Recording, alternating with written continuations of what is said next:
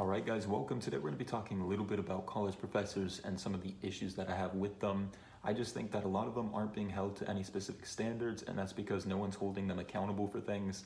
Now don't get me wrong, I have had a lot of professors that are great people and they're very good at their jobs, but more recently I've had some professors that are absolutely shocking and they just aren't being reliable in any sense. So I'm going to share some of those details with you guys about some of the scenarios I've come across where they're just being quite ridiculous. And I figured you guys could let me know some of the situations you've had in the comments down below. We could talk about it, but I just think that they need to start being held accountable for some of the things they do. It's just that because they think they're twice our age, they immediately know everything that's right, and if we ever try to correct them on anything that they actually do wrong, they can never be wrong. It's always someone else's fault because they're at the top. They're top tier, amazing professors in their mind, so they can never be wrong, and that's honestly just a big problem. Now, I do want to mention that I do go to the University of Oregon. I'm actually a good student. I have very good grades. For instance, last year I had 9 A's, 3 B's, so it has nothing to do with me being a poor student and I just want to take an easy route or anything like that. I'm a good student, I have great grades, and I still just don't agree with a lot of the policies and the things going on with professors at universities, specifically U of O, because that's where I go.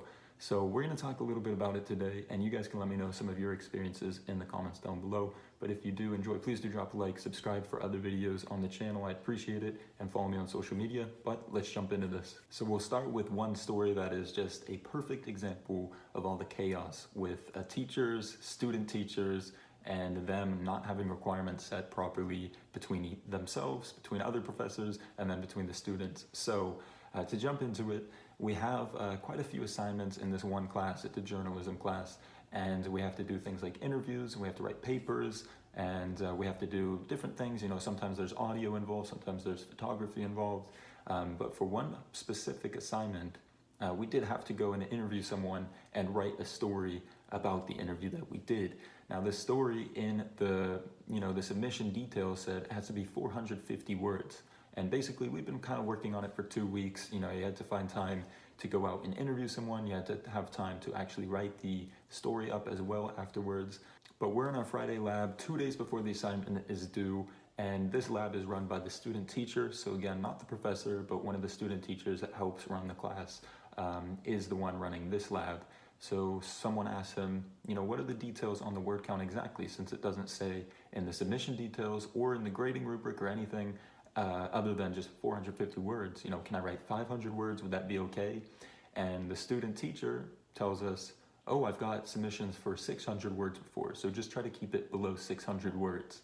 And that seems kind of weird, you know, 450 words, but he's telling us 600 words is okay.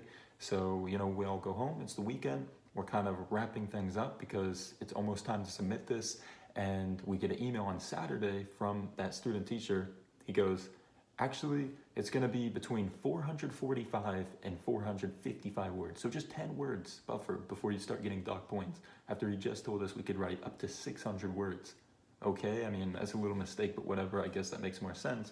We start writing it again. Sunday rolls around, it's like time to submit it. Some people have already submitted it. Our professor emails on the very last day, guys, make sure it's between 440 and 450 words. So we've now heard 3 different things within 3 days right before the assignment's due. People are already turning it in. But even if you haven't turned it in, well, now you have to go back and redo things yet again, maybe for the 3rd time. And, you know, when you're talking about 10 words for such a specific story and a specific way of telling things, that actually matters a lot. That takes a lot of time. And we probably already spent a lot of time on it. I know I had.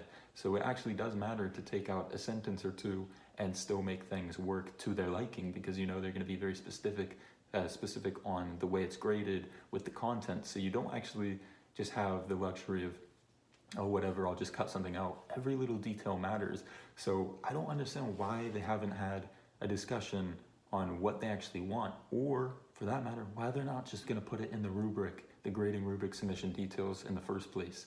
It's just a clear way of showing that they don't value our time. But that's not even the main problem here. That's just kind of leading up to the major issue that I have within this story. So with all that being said, that kind of scenario that happened, something that actually happened just before that was something along the lines of, we had a different project, and in this you were supposed to interview 2 different people, you're supposed to get a photo of the people, you're supposed to write little details about them, and in the submission it said, 20 words or less, 30 words or less for this piece.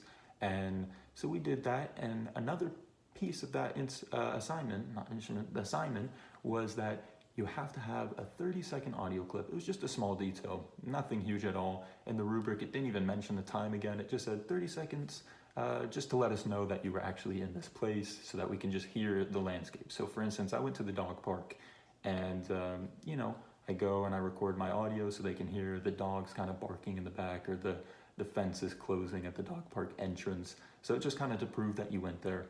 Now the major problem is I recorded that and it was 31 seconds. Again, they never told us how to edit audio in the class. Now don't get me wrong, I know how to edit audio, but the problem is they just said 30 seconds. It wasn't a big deal. Mine was 31 seconds. Some computers might round that down to 30, some might round it up. Mine was 31 seconds, and I got marked down 10% for that assignment. So I thought that was kind of ridiculous. I emailed my student teacher who graded it. I said, the submissions didn't say that if it was 1 second above, I would get marked down 10%. That's a huge deal.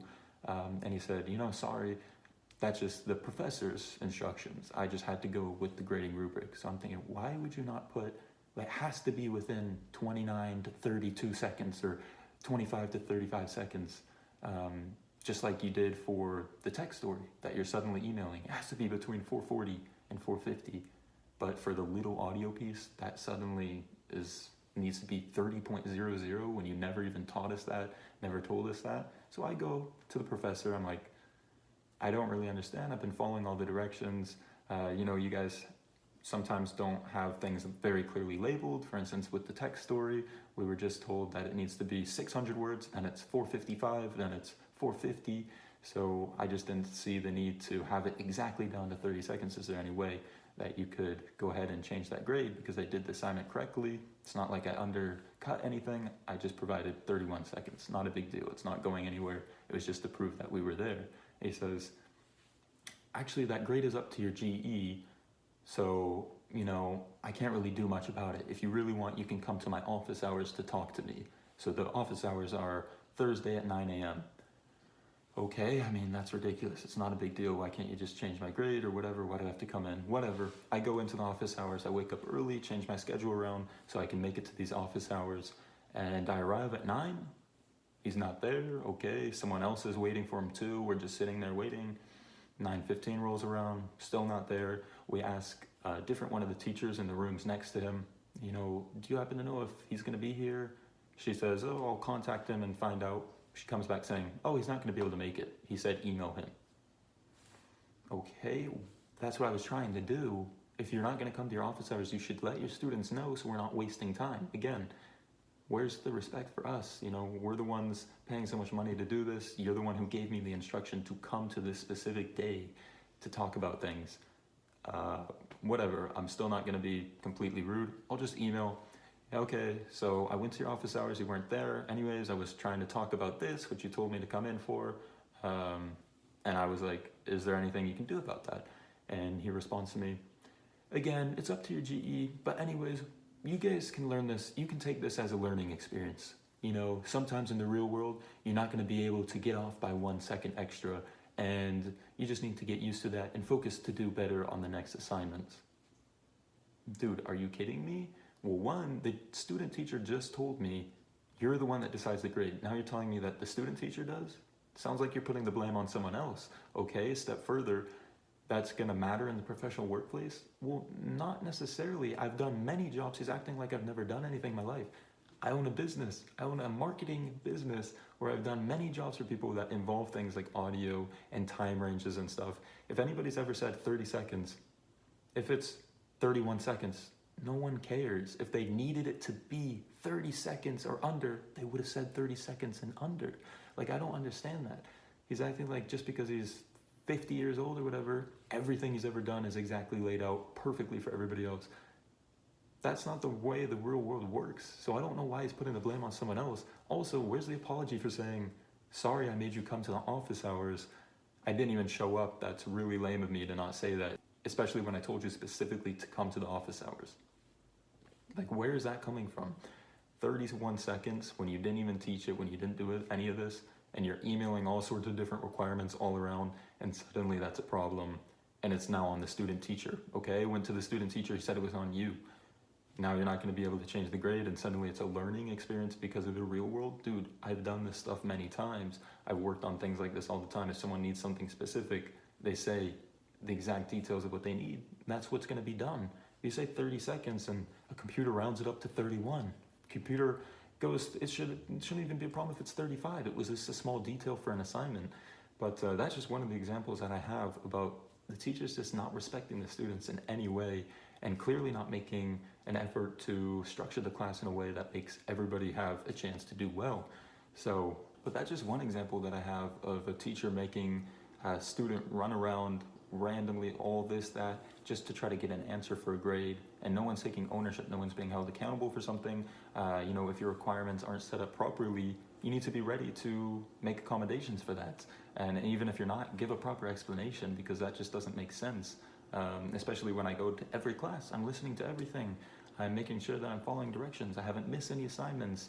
So that's just ridiculous. But there's many more examples. Like another example is, this class is actually run by 2 professors. So we have 2 main professors and then a bunch of student teachers. And when we have to go find people to interview, they were talking about how, you know, one of the ways you could go, one of the professors was talking about one of the ways you could go find new people is, you know, if you have Facebook, go to some Facebook groups, find people there, and then message them, say, hey, I was wondering if I could do this for this project I'm working on. And that's a great way to find people. Then the second professor cuts him off and says, no, don't do that. I'm not comfortable with that at all. That's just not a proper way of doing it. So, whoa, like now you're gonna embarrass your other professor who you're working with because you guys didn't lay out the class properly and you guys didn't have a conversation about how to teach the actual class? That blows my mind. Like, how are you guys not talking about that? The whole purpose of the class is basically interviewing people, finding people with interesting stories. And you haven't talked about if you can contact people through something like Facebook. And then when that happens, you're gonna actually cut someone off to say, no, that's a bad idea.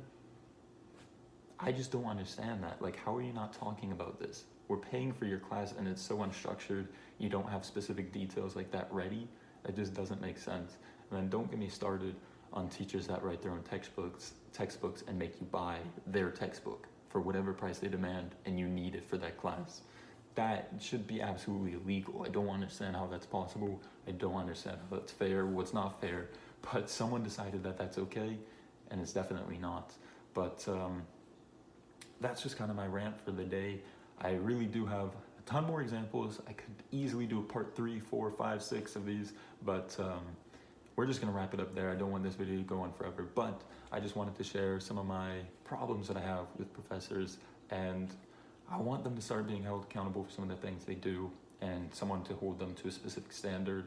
I don't really know where to go with that. I guess if this continues, I might have to reach out to someone higher up and really push for it. You know, I've tried talking to different people, but they all just kind of don't really care, or they watch each other's backs. So there's not much to be done unless, I guess, things get really bad, in which case we'll see what happens then. But that's just one of the examples I have. If you guys did enjoy, please do drop a like and subscribe. Let me know what you think in the comments down below. Do you have some ridiculous examples that you've experienced yourself?